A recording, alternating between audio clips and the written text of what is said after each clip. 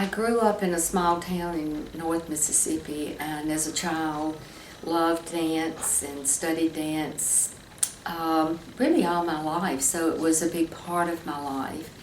And then when I came to Jackson, I wanted to teach again, and was fortunate to meet Thalia Mara, who was directing the Jackson Ballet at that time, and had the wonderful experience of teaching under her direction.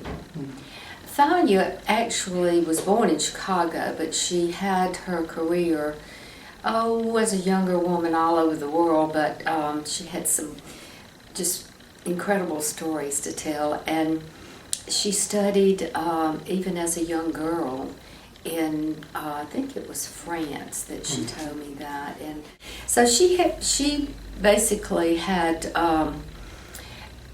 New York, had settled in New York, and she had a school, and she also, as part of that school, I believe it started with younger children, maybe 10, 12 years old.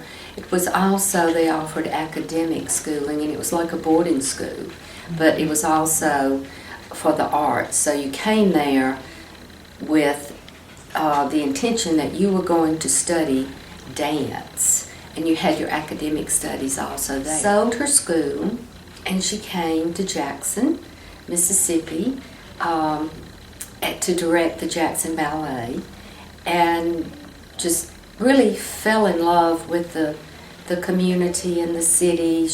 After she retired, she still maintained Jackson as her home, and when she was here directing the Jackson Ballet, she knew of a group of people who were interested in finding a city in the United States to host the International Ballet Competition, and she thought maybe Jackson would be just the place. It was small enough not to be overwhelmed with many things like New York City, but large enough to create interest. And that's exactly what she did. She went about talking with state leaders and city government leaders and corporate sponsors, and just getting interest from a lot of different sectors in the city and the state.